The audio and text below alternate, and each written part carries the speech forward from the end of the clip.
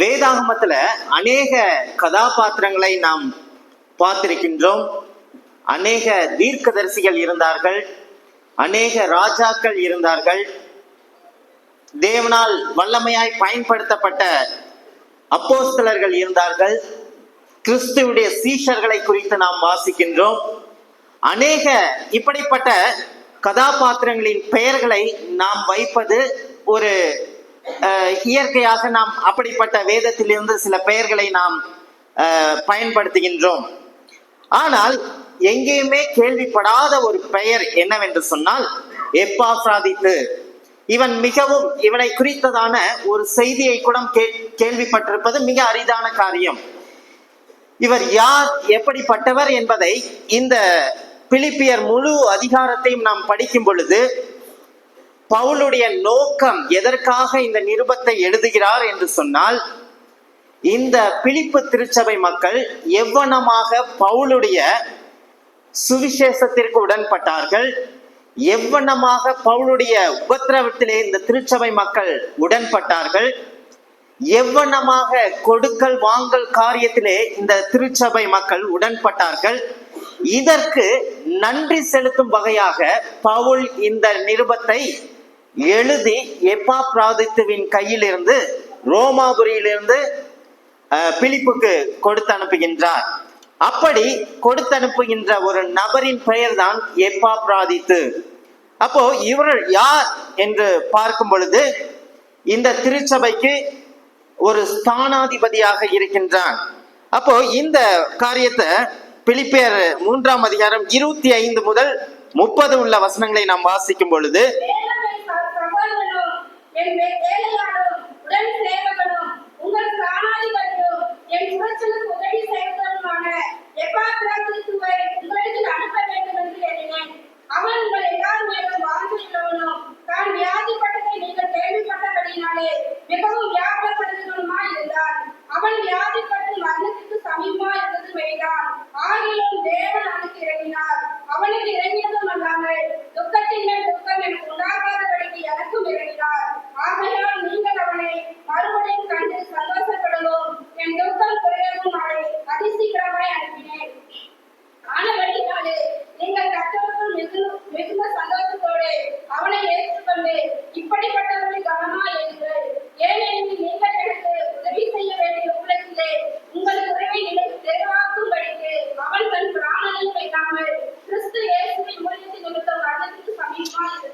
இந்த 25 முதல் 30 உள்ள வசனங்களை பார்க்கும் பொழுது பவுல் எவ்வண்ணமாக எப்பாப்ராதித்துவை அழைக்கின்றார் என்பதை பார்க்கும் பொழுது அவர் அழைக்கின்ற அந்த பெயரானது அவனுடைய சேவை எப்படிப்பட்டது என்பதை நிரூபிக்கும் வண்ணமாக அவர் அழைக்கின்றார். 25ல மேலும் என் சகோதரனும் உடன் வேலையாலும் உடன் சேவகனும் உங்கள் ஸ்தானாதிபதி, 4 விதமான ஒரு காரியத்தை அவர் சொல்லுகின்றார். 4 விதமாக அவர் அழைக்கின்றதை பார்க்கின்றோம். அப்போ எந்த அளவுக்கு பவுலுடைய வாழ்க்கையிலே இந்த எப்பாப்ராதித்து ஒரு தாக்கத்தை ஏற்படுத்தியிருப்பார் என்று சொன்னால் இப்படி அழைப்பார் என்று நாம் அறிந்து கொள்ள முடிகின்றது. பவுல் எப்பாப்ராதித்துவை மிகவும் அதிகமாக நேசித்திருந்தால் இந்த விதமான வார்த்தைகளை அவர் பயன்படுத்தியிருக்க கூடும் என்பதை நாம் புரிந்து கொள்ள முடிகின்றது. அப்போ இன்றைய காலை வேளையிலே எப்பாப்ராதித்துவின் 5 முக்கியமான குணாதிசயங்களை குறித்து நாம் தியானிக்க இருக்கின்றோம். முதலாவது, எப்பாப்ராதித்து எப்படிப்பட்டவன் என்று சொன்னால் சுவிசேஷத்தினால் முழுவதும் மறுரூபமாக்கப்பட்டவன். சுவிசேஷத்தினால் முற்றிலும் மறுரூபமாக்கப்பட்டவன். அப்ப சுவிசேஷத்தின் நிமித்தமாக கடைசி வரைக்கும் அவற்றை சார்ந்தே வாழ்கின்றவன் என்பதை பார்க்கின்றோம். ஒன்று, பிலிப்பியர் 1ஆம் அதிகாரம் 3வது வசனத்துல பவுல் சொல்லுகின்ற வார்த்தை என்னென்று சொன்னால், சுவிசேஷம் உங்களுக்கு அறிவிக்கப்பட்ட நாள் முதல் இதுவரைக்கும் நீங்கள் அதற்கு உடன்பட்டவர்கள். அதற்கு சாட்சியாகத்தான் எப்பாப்ராதித்துவின் வாழ்க்கை காணப்படுகின்றது. இன்றைக்கு வரைக்கும் எப்படி உடன்பட்டீர்கள் என்னுடைய சுவிசேஷத்திற்கு? வேறொரு உபதேசம் அல்ல, கிரியையினாலே ரட்சிப்பு அல்ல, நியாய பிரமாண மீட்பை கொண்டு வர முடியாது. கிறிஸ்துவின் மூலமாக விசுவாசத்தினாலே கிருபையினாலே உங்களுக்கு ரட்சிப்பு என்கின்ற உபதேசத்திலே இந்த சபை நிலைத்திருக்கின்றதை பார்க்கின்றோம். அப்போ முதலாவது காரியம், சுவிசேஷத்தினால் முழுவதுமாக மறுரூபமாக்கப்பட்டவன், fully transformed by gospel. அப்போ எப்பாப்ராதிட்டஸ் என்கின்ற பெயரானது அதனுடைய பொருள் என்னவென்று சொன்னால், it's a name of pagan origin. Bagan கடவுளுடைய வழி வந்த பெயர் தான் எப்பாப்ராதித்து. பாகான் என்று சொன்னால் பலவிதமான விக்கிரக தேவர்கள் இருந்தார்கள். அப்ப பல பெயர்களிலே ஒரு பெயர் என்னவென்று சொன்னால் எப்பாப்ராடிட், அந்த பெயர் உள்ள கடவுள். அப்படி என்று சொன்னால் இந்த பெயர் அதனுடைய அர்த்தம் என்னவென்றால், it belongs to the எப்பாப்ராடிட். அப்போ அந்த கடவுளுக்கு சொந்தமாக்கப்பட்டவன் எப்பாப்ராதித்து என்ற பெயரானது கிறிஸ்தவ உலகத்திலே நீங்கள் எங்கேயும் பார்க்க முடியாது. ஏன் என்று சொன்னால் இது பாகான் வழி வந்த ஒரு பெயராய் இருக்கின்றது. பாகான் குலதெய்வத்திலே ஆப்ரடிட் என்கின்ற கடவுளின் பெயராக இருக்கின்றது. இந்த பெயர் ஒருவனுக்கு கொடுப்பார்கள் என்று சொன்னால் he belongs to that family, அந்த கடவுளுடைய குடும்ப பின்னணியிலே வந்தவன். இவன் எங்கே இருந்து வந்திருப்பான் என்று சொன்னால் கொரிந்து பட்டணத்திலிருந்து வந்திருப்பான் என்று வேத வல்லுநர்கள் சொல்லுகின்றார்கள். அப்போ இவனுடைய குடும்ப பின்னணியானது முற்றிலும் மாறுபட்ட பின்னணி. கொரிந்து பட்டணம் மிகவும் பயங்கரமான ஒரு பட்டணமா இருந்தது. விபச்சாரத்திலே பெயர் போன ஒரு பட்டணமா இருந்தது. பாவத்திலே பெயர் போன ஒரு பட்டணமா இருந்தது. வியாபாரத்திலே பெயர் போன பட்டணமா இருந்தது. விக்கிரகத்திலே பெயர் போன பட்டணமா இருந்தது. எல்லா தேவர்களும் அங்கே அவர்கள் செய்கின்ற தொழிலானது, அந்த விபச்சாரமானது தேவர்களுக்கு செய்கின்ற ஒரு பணியாக கிரேக்க தேவதைகளை அங்கே வைத்து விபச்சாரம் செய்து கொண்டிருந்தார்கள். அப்படிப்பட்ட ஒரு பின்னணியிலும் இப்படிப்பட்ட ஒரு குடும்ப சூழ்நிலையிலும் இருந்து வந்தவன் தான் இந்த எப்பாப்ராதிட்டஸ். அப்போ பாகாலை நேசிக்கின்றவன் என்று பொருள். இப்பொழுது பவுல் எவ்வனமாக இவரை அழைக்கிறார் என்று சொன்னால், மேலும் என் சகோதரனும். அப்போ சகோதரன் என்று சொன்னால் அவனுடைய குடும்பத்திலே ஒன்றாக்கப்பட்டவன். அப்ப பவுல் யார்? கிறிஸ்துவினால் பிடிக்கப்பட்டவன், கிறிஸ்துவினால் நேரடியாக ரட்சிக்கப்பட்டு அவருடைய ஊழியத்திற்காக அழைக்கப்பட்டவன். இப்படிப்பட்டவன் இவனை அழைக்கின்ற விதம் என்னவென்று சொன்னால், என் சகோதரனும், என்னுடைய குடும்பத்திலே ஒரு அங்கத்தினரானவன். அப்போ விசுவாசத்தினாலே, என் சுவிசேஷத்தினாலே இவன் எனக்கு சகோதரனாக்கப்பட்டவன் என்று அவர் சொல்லுகின்றார். சாதாரண வார்த்தை அல்ல, என் உடன் வேலையாள். அப்போ பவுலுடைய பிரதானமான நோக்கம், வேலை என்னவென்று சொன்னால், இந்த சுவிசேஷத்திற்காக நான் கட்டப்பட்டவன் என்று அவர் சொல்லுகின்றார். அப்போ இந்த சுவிசேஷம் பவுல் அறிவிப்பதுதான் பிரதானமான நோக்கமாய் இருக்கின்றது.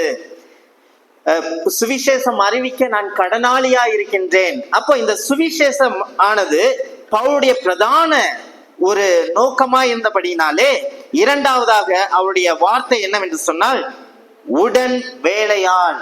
இந்த சுவிசேஷத்திலே இவனும் பங்குள்ளவன், உடன் வேலை செய்கின்றவன். மூன்றாவது அழைக்கின்ற காரியம் உடன் சேவகன். சேவகன் என்று சொன்னால் இந்த சுவிசேஷத்தின் நிமித்தமாக போராடுகின்றவன். அப்போ போராட்டம் வேண்டாம் என்று சொல்லி ஜான் மார்க் பிரிஞ்சு வந்தார். கஷ்டப்பட வேண்டாம் சொல்லி அந்த ஊழியத்துல பாதியிலே பிரிஞ்சு வந்தார். ஆனால் இவர் கடைசி வரைக்கும் மரண தருவாயில கூட அவரோடு இருந்து என்ன பண்றாரு, செய்ய வேண்டியதை செய்து வந்ததுனால அவர் சொல்லுகின்ற காரியம் உடன் சேவகன். எனக்கு என்னுடைய போராட்டத்திலே அவன் ஒரு சேவகனாக பங்கு பெற்றவன். அப்போ இந்த பெயருக்கும் அவனுக்கும் சம்பந்தமே கிடையாது. இன்றைக்கும் அநேக பெயர்கள் வைப்பார்கள். விசுவாசம்னு பேர் வைப்பாங்க, கொஞ்சம் கூட விசுவாசம் இருக்காது. ஆரோக்கியசாமின்னு பேர் வைப்பாங்க, கொஞ்சம் கூட ஒரு நல்ல ஒரு ஆரோக்கியமா இருக்க முடியாது. இது பிறப்பின் அடிப்படையில. ஆனா யூதர்கள் இரண்டு வகையான பெயர்களை வைப்பார்கள். அவனுடைய குணாதிசயத்தின் அடிப்படையிலும் பார்த்து பெயர்களை வைப்பார்கள். அதனாலதான் பேதுருவுக்கு என்ன சீமோன், சீமோன் என்ற வார்த்தையானது நாணல் அல்லது மணல் என்ற அர்த்தம். ஸ்திரமற்றவன், கிறிஸ்து அழைக்கும் போது என்ன பண்றாரு? உடனே வலைகளை விட்டு பின்பற்றினாரு. அடுத்தது என்ன பண்றாரு? உடனே மீன் பிடிக்க போயிட்டாரு. கிறிஸ்துவுக்கு பாடுகள் வரும்போது அதை ஏற்றுக்கொள்ள அனுமதிக்கவில்லை. அவர் கடலின் மீது நடக்கும்போது உணர்ச்சியில சொல்ற, நானும் கடலின் மீது நடப்பேன். சூழ்நிலைகளை கண்டு அவன் பயந்தவனா இருந்தான். அப்போ ஸ்திரமற்ற நிலை. நான் உம்மை மறுதலிக்க மாட்டேன். ஆனால் 3 முறை மறுதலித்தான். ஸ்திரமற்றவன். கிறிஸ்து உயிர்த்தெழுந்த பிறகு கூட என்னை நேசிக்கிறாயா, யோனாவின் குமாரனாகிய சீமோனே, இவர்களிலும் நீ அதிகமா என்னை நேசிக்கிறாயா என்று 3 டைம் கேட்கும்போது, ஆண்டவரே நான் உம்மை நேசிக்கிறேன், நான் உம்மை நேசிப்பதை நீர் அறிந்திருக்கிறீர். கடைசியா கேட்கும் போது தான் 3வது டைம், எல்லாம் உமக்கு தெரியும், எல்லாவற்றையும் நீர் அறிந்திருக்கின்றீர். எப்படி ஒரு ஸ்திரமற்றவன், ஒரு நாணலை போல சூழ்நிலைக்கு தகுந்தவாறு வளையக்கூடியவன். ஆனால் கிறிஸ்து அழைக்கும் பொழுது, பேதுரு கேபா எனப்படுவாய். கேபா என்பதற்கு பேதுரு என்ற அர்த்தம். பேதுரு என்றால் கற்பாறை. கிறிஸ்து அவனுடைய எதிர்காலத்தை பார்த்து எவ்வளமாக பயன்படுத்துவேன் என்கின்றதை பார்த்து பெயரை சூட்டினார். அப்போ கற்பாறை எவ்வளமாக பாடுகளை அனுபவித்தான், தலைகீழாக சிலுவையிலே அறைந்து கொல்லப்பட்டான் என்று சொல்லுகின்றார். அந்த அளவுக்கு அவனுடைய வாழ்க்கை மாறிவிட்டது. பேதுரு நிருபம் பாடு அனுபவிக்க கூடாது என்று நினைத்த பேதுருவின் நிருபத்திலே அவர் பாடுகளை குறித்து எழுதுகின்றார். என்ன ஒரு மாற்றத்தை பார்த்தீங்களா? அப்போ நம்முடைய பெயர் இங்கே எப்பாப்ராதித்து என்பது அவனுடைய குடும்ப சூழ்நிலையும் இருக்கின்ற இடமும் முற்றிலும் மாறுபட்ட நிலை. இப்பொழுது அவன் இருக்கின்ற இடம் மாறுபட்ட இடம். அவன் எவ்வளமாக மாற்றப்பட்டான் என்பதை இந்த 3 அழைப்பிலிருந்து நாம் அறிந்து கொள்ள முடிகின்றது.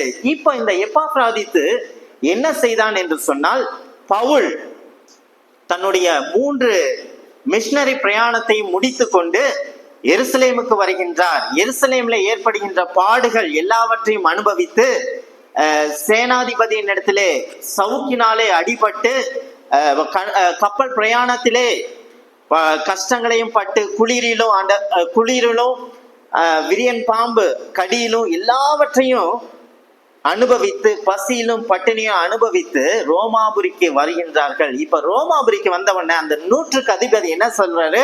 எல்லாரையும் ஒப்படைக்கின்றார். இப்போ அந்த பவுல் எனக்கென்று தனியான ஒரு அறை வேண்டும், எனக்கு வீடு வேண்டும், அதற்கு வாடகை நான் கட்டுகிறேன்னு சொல்லி அவன் தனித்து அவன் இருந்தான். அதை நாம் அப்போஸ்தலர் 28ஆம் அதிகாரம் 16வது வசனத்துல வாசிக்கலாம்.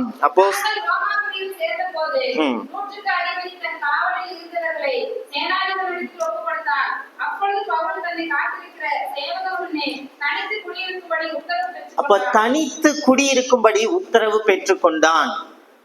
இப்போ குடி இருக்க வேண்டும் என்று சொன்னால் அவன் நிச்சயமாக அதற்குண்டான வாடகை செலுத்த வேண்டும், அவனுடைய தேவையை அவன் சந்தித்துக் கொள்ள வேண்டும்.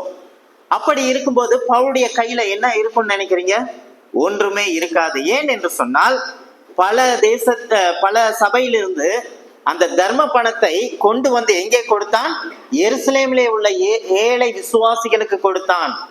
அதன் பிறகு பேலிக்ஸ் அவனை விசாரிக்கும் பொழுது ராஜா இவனிடத்தில் ஏதாவது கிடைக்கும் என்று சொல்லி அவனை சிறைச்சாலையிலே 2 வருஷம் வைத்து விசாரித்து கொண்டே இருந்தான். ஏதாகிலும் கிடைக்கும், பணம் கிடைக்கும். ஆனா அவன்கிட்ட ஒன்றுமே இல்லை. அப்போ இப்படிப்பட்ட சூழ்நிலையிலே தன்னுடைய தேவையை பூர்த்தி செய்வதற்காக இந்த பிலிப்பு திருச்சபை மக்கள் அறிந்து பணத்தை எப்பாப்ராதித்துவின் மூலமாக கொடுத்து ரோமாபுரிக்கு அனுப்பினார்கள். இந்த ரோமாபுரிக்கு இந்த எப்பாப்ராதித்து பவுலோடு வந்து பவுலோடு ஏற்பட்ட கஷ்டங்களிலே அவன் பங்கெடுத்தான். அந்த போராட்டத்திலே இவனும் பங்குள்ளவனாயிருந்தான். அப்போ இவனுக்கு ஏற்பட்டது என்ன? ஒரு பெரிய கொடூரமான நோய். ஆகையால் 27வது வசனத்துல அவன் வியாதிப்பட்டு மரணத்திற்கு சமீபமாய் இருந்தது மெய்தான்.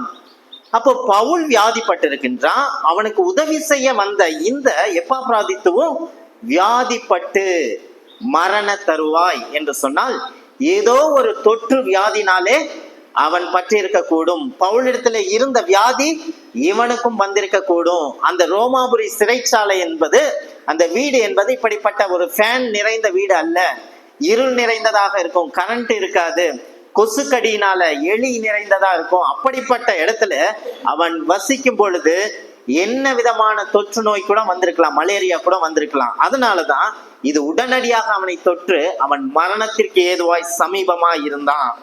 அப்போ தான் வியாதிப்பட்டதை நீங்கள் கேள்விப்பட்டதுனால மிகவும் வியாகுலப்படுகிறவர்களா இருப்பீர்கள் என்று அறிந்தான். அப்போ எந்த விதமான உறவு சபை மக்களுக்கும் அவனுக்கும் காணப்பட்டது என்பதை இந்த வசனம் காணப்படுகின்றது. பவுல் அவருடைய ஊழிய பிரயாணத்திலே செல்லுகின்ற இடத்துல எல்லாம் அவருடைய கச்சையை எடுத்து போட்டா கூட சுகம் பெற்றார்கள். எத்தனையோ சப்பானிகளை நடக்க வைத்தான், அவன் அற்புதங்களை செய்தான். ஆனால் இந்த இடத்திலே அவனால் அற்புதம் செய்யப்படவில்லை. ஏன் ஜெபிக்கின்றான்? அவனால் அற்புதம் செய்ய முடியவில்லை. ஏன் என்று சொன்னால் இவன் ஒரு முதிர்ந்த தேறின விசுவாசி என்பதை நாம் புரிந்து கொள்ள முடிகின்றது. எங்கெல்லாம் பாக்குறீங்களோ அற்புதம் நடக்குதோ, சுவிசேஷம் அறிவிப்பதற்கு முன்பதாக அற்புதங்களையும் அடையாளங்களையும் நடப்பித்து அவர்கள் ஏற்றுக்கொள்ளும் வகையிலே தேவன் செய்கின்ற அற்புதம். ஆனால் இவனுடைய வாழ்க்கையிலே அற்புதங்கள் தேவையில்லை, அடையாளங்கள் தேவையில்லை, சுகம் தேவையில்லை. ஏன் என்று சொன்னால் இவன் முதிர்ந்த ஒரு விசுவாசியாக திருச்சபையிலே இருந்தான். கிறிஸ்துவுக்குள் பிரியமானவர்களே, இன்று நாம் அற்புதங்களையும் அடையாளங்களையும் நாம் தேடி போகிறோம் என்று சொன்னால் இன்றைக்கும் ரட்சிப்பின் அனுபவம் இல்லாமல் இருக்கிறோம் என்று அர்த்தம். இயேசு கிறிஸ்து பரமேறி செல்வதற்கு முன்பதாக சீஷரிடத்துல என்ன சொன்னாங்க? உங்களுக்கு இந்த உலகத்திலே உபத்திரவம் உண்டு, ஆனாலும் திடன் கொள்ளுங்கள், எல்லாவற்றையும் நான் ஜெயித்தேன். அப்போ உபத்திரம் உண்டு என்பது நமக்கு கொடுக்கப்பட்டது, தேவனால் நமக்கு முன்னறிவிப்பாக தீர்க்க தரிசனமாக கொடுக்கப்பட்டது. அவற்றை நாம் முன்னறிந்து தயாராக இருக்க வேண்டும். அப்போ முதலாவது நாம் பார்க்கும் பொழுது சுவிசேஷத்தினால் முழுவதுமாக மறுரூபமாக்கப்பட்டான். இந்த சுவிசேஷத்தின் நிமித்தமாக பெயர் மாற்றப்படவில்லை என்று சொன்னாலும் அவனுடைய குணாதிசயம் முற்றிலுமாக மாற்றப்பட்டது. எனவேதான் பவுல் இவனை என் சகோதரன் என்று அழைக்கின்றான். கிறிஸ்துவின் குடும்பத்திலே ஒன்றானவன், பாகாலின் குடும்பத்திலிருந்து பிரித்தெடுக்கப்பட்டு கிறிஸ்துவின் குடும்பத்திலே ஒன்றாக்கப்பட்டவனாய் இருந்தான். இரண்டாவது குணாதிசயம் என்னவென்று சொன்னால் அவன் சபையாரால் அங்கீகரிக்கப்பட்டவனாய் இருந்தான். இத நம்ம எங்க வாசிக்கும் போது, தான் வியாதிப்பட்டதை நீங்கள் கேள்விப்படுகிறதுனாலே வியாகுலப்படுகிறவனுமாய் இருந்தான். அப்போ இந்த சபை மக்கள் எந்த அளவுக்கு எப்பாப்ராதித்துவை நேசித்திருப்பார்கள் என்று சொன்னால் இந்த வார்த்தையானது பவுல் எழுதியிருக்க முடியும். தான் வியாதிப்பட்டது, இந்த மக்கள் திருச்சபையிலே இவனுடைய குணாதிசயத்தை பார்த்து தெரிந்தெடுத்து பவுலுக்கு உதவியாக அனுப்பினார்கள். அப்போ இவன் மரண தருவாயில் இருக்கும்போது இவர்கள் கேள்விப்பட்டால் அவர்கள் மிகவும் வியாகுலப்படுவார்கள். அநேக சமயத்துல சபை என்பது அவ்வண்ணமாகத்தான் இருக்க வேண்டும். கிறிஸ்துவின் சரீரத்திலே அங்கமாக இருக்கும் பொழுது இவ்விதமான வியாகுலப்படுவது ஒரு இயற்கையாய் நடைபெறுகின்ற ஒரு சம்பவமாய் இருக்கின்றது. அநேக சமயத்துல ஒருவருக்கு துன்பம் ஏற்படும் போதும் அல்லது நோயினால மரணத்துல வரும் பொழுது நாம் வியாகுலப்படுகின்றோமா அல்லது சந்தோஷப்படுகின்றோமா, நம்முடைய உள் உணர்விலே நாம் எவ்வளமாக சிந்திக்கிறோம் என்பதை நாம் யோசித்து பார்க்க வேண்டும். சபை என்பது இவ்வண்ணமான ஒரு குணாதிசயத்திலே காணப்பட வேண்டும். அப்படி என்று சொன்னால் சபை இவரை ஏற்றுக்கொண்டது, இவருடைய குணாதிசயத்தை அவர்கள் ஏற்றுக்கொண்டார்கள். அவனுடைய நடவடிக்கை சபையால் அங்கீகரிக்கப்பட்டது. அவன் சபையை நேசிக்கிறவனாய் இருந்தான், சபை மக்களும் அவனை நேசிக்கிறவர்களாய் இருந்தார்கள். அவன் சபையிலே அர்ப்பணிக்கப்பட்டவனாய் இருந்தான், உண்மை உள்ளவனாய் இருந்தான், எல்லா சூழ்நிலையும் தன்னுடைய பணியிலே உறுதியாய் தரித்திருந்தவனாய் இருந்தான்.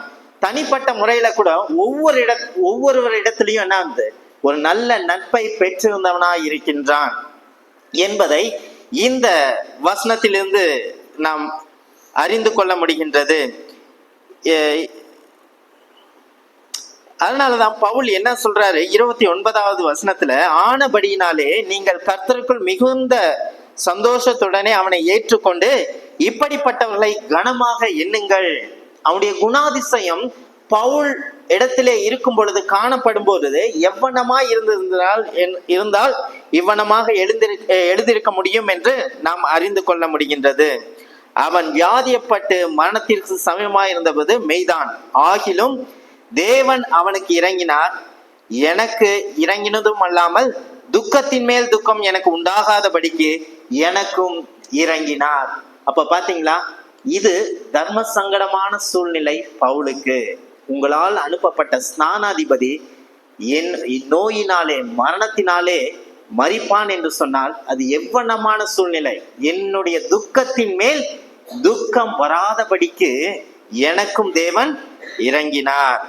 அப்போ மூன்றாவது அவர் நான்காவது சொல்லுகின்ற காரியம், உங்கள் ஸ்தானாதிபதி என்று சொன்னால் சபையால் அங்கீகரிக்கப்பட்டவன். அந்தியோகியா திருச்சபையிலே பவுலும் பர்னபாவும் பிரித்தெடுக்கும் பொழுது, சுவிசேஷத்திற்காக அவர்கள் பிரித்தெடுக்கும் பொழுது, பரிசுத்த ஆவினால பிரித்தெடுக்கும் பொழுது, அங்கே உள்ள சபை மக்கள் அனைவரும் அவர்கள் மீது கையை வைத்தார்கள் என்று சொன்னால் சபையால் அங்கீகரிக்கப்பட்டவன். அவர்கள் கைகளை வைத்து அனுப்பினார்கள். இவ்வண்ணமாக உங்கள் ஸ்தானாதிபதி என்று சொல்லி கரங்களை வைத்து அவர்கள் அனுப்புகின்றார். அப்போ தனிப்பட்ட முறையிலே அனைவரோடும் ஒரு நல்ல உறவை பெற்றவன், சபையினால் அங்கீகரிக்கப்பட்டவன், சுவிசேஷத்திற்காக முற்றிலுமாக தன்னை அர்ப்பணிக்கப்பட்டவன் என்பதை நாம் அறிந்து கொள்ள முடிகின்றது. எந்த அளவுக்கு அவர்கள் மீது அவன் வாஞ்சையா இருந்தான்னு சொன்னா,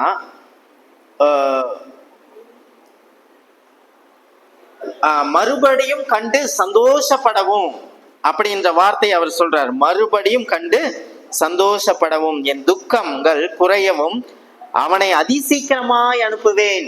அப்போ இந்த பிரிவானது அந்த சபை மக்களுக்கு சந்தோஷத்தை கொடுக்கல, ஒரு துக்கத்தை தான் கொடுத்திருக்க முடியும். ஒருவேளை பவுலுக்கு நல்ல காரியத்தை செய்யறோம், ஆனால் பிரித்தெடுக்கப்பட்டவனா இருக்கின்றான். எங்களுடைய சரீரத்திலிருந்து அவன் சில காலம் விலகி இருப்பது அவர்களுக்கு கஷ்டமாகத்தான் இருந்திருக்கும். எனவேதான் அவர் சொல்லுகின்ற காரியம், மறுபடியும் அவனை கண்டு சந்தோஷப்படவும் என் துக்கங்கள் குறையவும் அவனை அதிசீக்கிரத்தில் அனுப்பினேன். அதிசீக்கிரமா அனுப்பிட்டாரு. அவர் அதிகமா வேலை வைக்கல. ஏன்னா அவனுக்கு எதுவும் நேரிடக்கூடாது, மரண தருவாயில எதுவும் நேரிடக்கூடாது. தனியாக இங்கிருந்து வரத்துக்கு ஏறக்கூடிய பாத்தீங்கன்னா ரோமாபுரிக்கும் பிலிப்பு பட்டணத்துக்கும் 3 மாசங்கள் ஆகும்னு சொல்றாங்க. கரெக்டா சொல்ல முடியாது, அது காற்று அடிக்கிற திசை பொறுத்து இருக்கு, கடல் சூழ்நிலைகளை பொறுத்து தான் இருக்கு. அப்படின்னு சொன்னா இந்த 3 மாதங்களும் அவன் தனக்கு அர்ப்பணிக்கப்பட்டவனாக கடல் பிரயாணத்திலே என்ன நடக்கும்னு தெரியாம அதிசீக்கிரமாக பவுல் இந்த திருச்சபைக்கு பிலிப்புக்கு அனுப்புகிறதை பார்க்கின்றோம். 2வது குணாதிசயம், சபையால் அங்கீகரிக்கப்பட்டவனாய் இருக்கின்றான். எனவேதான் அவனை சபை மக்களுடைய ஸ்தானாதிபதி என்று அழைக்கின்றார்கள். 3வது, அவன் தேவனுடைய ராஜ்யத்தின் பணியிலே தன்னை முற்றிலுமாக அர்ப்பணித்தவனாய் காணப்படுகின்றான். 2ஆம் அதிகாரம் 30வது வசனத்துல வாசிக்கலாம்.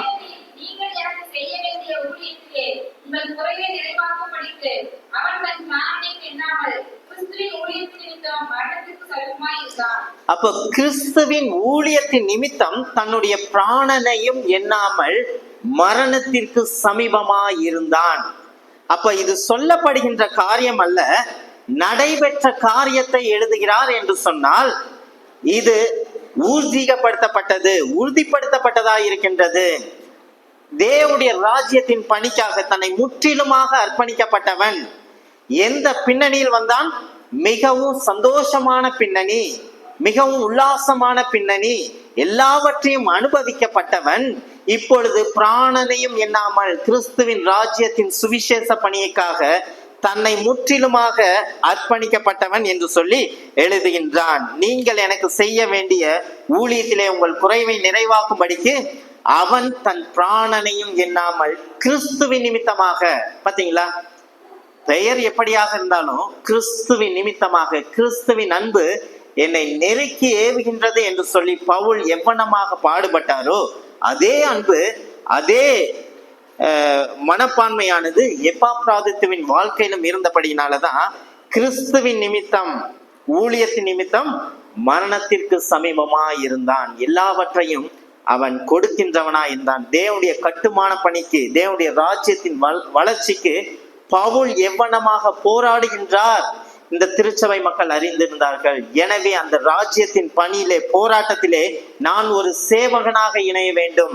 இந்த குடும்பத்திலே நான் ஒரு சகோதரனாகவும் உங்களுடைய ஸ்தானாதிபதியாகவும் என் குறைச்சலுக்கு அவன் நிறைவாக மன ரம்மியமாக எப்பாப்ராதித்துவின் உதவி இருந்தது என்று சொல்லி அடுத்த அதிகாரத்திலே நாம் வாசிக்க கேட்கலாம். அப்போ பவுல் எப்பாப்ராதித்து தேவனுடைய பணியில தன்னை முற்றிலுமாக பிராணன் என்று சொன்னால் கடைசியாக மிகவும் வாழ்க்கையிலே முக்கியமான ஒன்று என்னவென்று சொன்னால் உயிர் மாத்திரமே. அந்த உயிரையும் கிறிஸ்து எவ்வளமாக சபைக்கு கொடுத்தாரோ இந்த சபை நிமித்தமாக, அவருடைய ராஜ்யத்தின் நிமித்தமாக தன்னுடைய பிராணனையும் எண்ணாமல் அர்ப்பணிக்கப்பட்டவனாக தேவனுடைய ராஜ்யத்தின் வளர்ச்சிக்கு, ரோமாபுரி சிறையிலிருந்து ஒரு வேளை விடுதலையாக்கப்பட்டான் என்று சொன்னால் அந்த ராஜ்யத்தின் விரிவாக்க பணியிலே எப்பாப்ராதித்துவின் பங்கு மிக அதிகமாய் இருந்தது.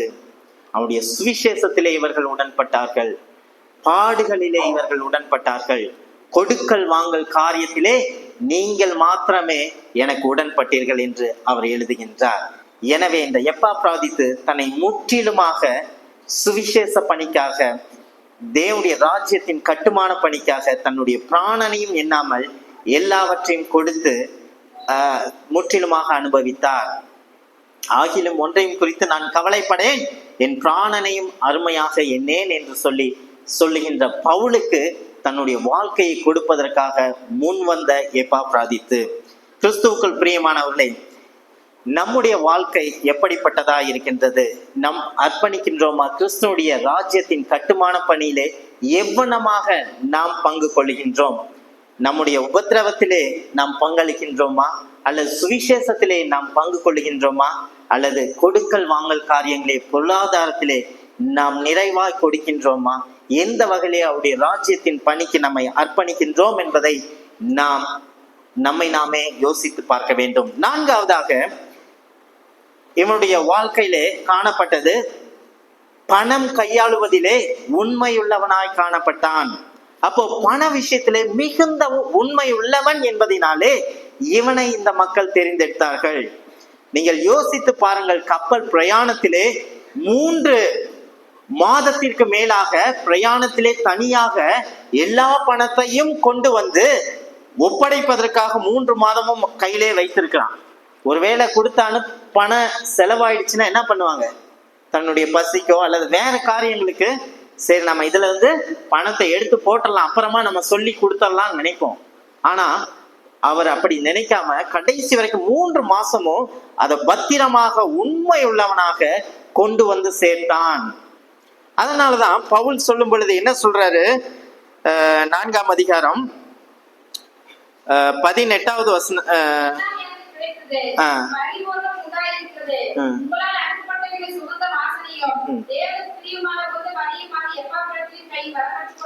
பாத்தீங்களா? எப்பாப்ராதித்துவின் கையில வரது எப்படிப்பட்டதா இருக்கின்றது? தேவனுக்கு சுகந்த வாசனையும் பிரியமான பலியாகவும் எல்லாம் எனக்கு கிடைத்தது, பரிபூர்ணம் உண்டாயிருக்கிறது அப்படின்னு சொன்னா எந்த விதமான சந்தேகமும் அற்ற நிலை, முழுவதுமாக உண்மை உள்ளவனாய் இருந்தான். அந்த பணத்தை பத்திரமாக, ஒருவேளை திருடு கூட போகிறதுக்கு அநேக வாய்ப்புகள் உண்டு, அப்ப தூங்கி இருக்க முடியாது. ரொம்ப மிகவும் அதை பாதுகாப்பாக கொண்டு வருவதே மிகவும் கடினமான, ஏன்னா பணத்தை நம்ம ஹேண்டில் பண்ணும்போது நம்ம பொருளாளருக்கு தெரியும் அது எவ்வளவு கடினம் என்று சொல்லி. சூழ்நிலைகள் வரும்போது எப்படி வேணாலும் மாற முடியும். ஏதோ ஒரு சின்ன காரியத்துல மிஸ் ஆயிட்டா நீங்க தான் எடுத்தீங்கன்னு சொல்ல முடியும். உண்மையா இருந்தாலும் அப்படிதான் நினைக்க முடியும். சோ அப்படிப்பட்ட சூழ்நிலையில இவன் 3 மாதமும் அந்த பணத்தை பத்திரமாக வைத்து பவுலிடத்திலே ஒப்படைத்தனா இருக்கின்றான். அதனாலதான் எல்லாம் எனக்கு கிடைத்தது, பரிபூர்ணம் உண்டாயிருக்கின்றது. ஏன் என்று சொன்னால் இது தேவனுக்கு சுகந்த பலியாகவும் வாசனையுள்ளதாய் காணப்படுகின்றது. உண்மையுள்ளவன் யார்? எப்பாப்ராதித்துவின் கையிலே கொடுத்து அனுப்புனது எனக்கு மிகுந்த சந்தோஷம் உண்டாயிருக்கின்றது என்று சொல்லி அவர் எழுதுகின்றார். அப்போ பண விஷயத்திலே மிகவும் உண்மையுள்ளவனாய் இருந்தான். கடைசியாக இந்த எப்பாப்ராதித்து எப்படிப்பட்ட குணாதிசயம் உடையவனாய் இருந்தான் என்று சொன்னால் கிறிஸ்துவுக்கு மகிமையை கொண்டு வருகிறவனாய் இருந்தான். கிறிஸ்து எவ்வண்ணமாக பிதாவுக்கும் மனிதனுக்கும் ஒரு இடையே மத்தியஸ்தராக இருந்தாரோ அவ்வண்ணமாக சபைக்கும் பவுலுக்கும் இடையே ஒரு மத்தியஸ்தனாக இந்த எப்பாப்ராதித்து காணப்பட்டான். இந்த எப்பாப்ராதித்து ஒரு ஸ்தானாதிபதியாக காணப்பட்டான். ஸ்தானாதிபதி என்று சொன்னால் ஒரு சபைக்கு ஸ்தானாதிபதியாக இருப்பான் என்று சொன்னால் அது யாருக்கு கொண்டு வருகின்ற மகிமை என்று சொன்னால் கிறிஸ்துவுக்கு கொண்டு வருகின்ற மகிமை. ஒரு சபை கிறிஸ்துவின் சரீரம், மணவாட்டியா இருக்கின்றது. அப்போ இந்த உறவானது இதற்கு மேலான உறவு எதுவுமே இல்லை, இது வெளியரங்கமான உறவு என்பதை கிறிஸ்து இந்த பதத்தை பயன்படுத்துகின்றார் திருச்சபைக்கு. அப்போ அந்த திருச்சபையின் ஸ்தானாதிபதி என்று சொன்னால் அது தேவனுக்கு மகிமை கொண்டு வருகிறவனாய் இருக்கின்றான். வாசிக்கலாம் 2 கொரிந்தியர் 8ஆம் அதிகாரம் 23வது வசனத்துல வாசிக்கலாம்.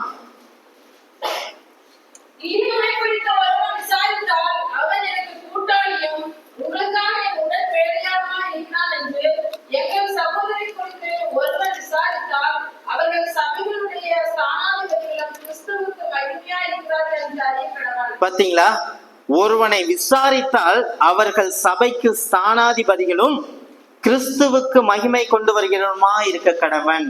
அப்போ இவன் விசாரிக்கிறவனாய் இருந்தான், உண்மையுள்ளவனாக இருந்தான், முற்றிலும் மாறுபட்ட பின்னணியிலிருந்து வந்து முற்றிலும் மாற்றப்பட்டவனாய் காணப்பட்டான்.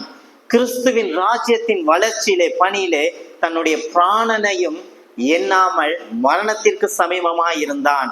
இப்பொழுது எல்லாம் எதற்காக என்று சொன்னால் கிறிஸ்துவுக்கு மகிமை கொண்டு வரும்படியாக முற்றிலுமாக தன்னை அர்ப்பணிக்கப்பட்டவனாய் இருந்தான்.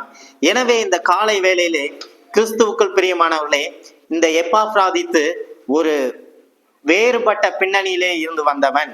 அவன் முற்றிலுமாக மாற்றப்பட்டான். சுவிசேஷத்தின் மூலமாக முற்றிலுமாக மறுரூபமாக்கப்பட்டவனாய் இருந்தான். இரண்டாவதாக இந்த எப்பாப்ராதித்து சபையாரால் அங்கீகரிக்கப்பட்டவனாய் இருந்தான். மூன்றாவதாக இந்த எப்பாப்ராதித்து தேவனுடைய ராஜ்யத்தின் பணியிலே தன்னை முழுவதுமாக அர்ப்பணிக்கிறவனாய் காணப்பட்டான்.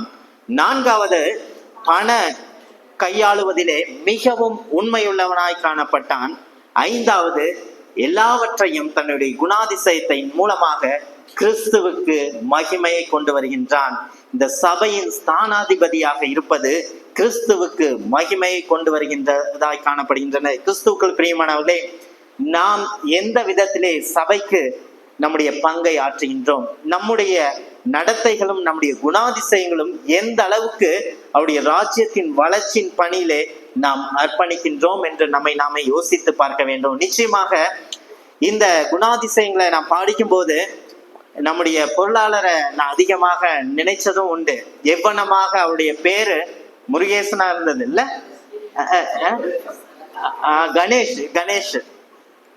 கணேஷா இருந்து ஏனோக்கா மாற்றப்பட்டார்.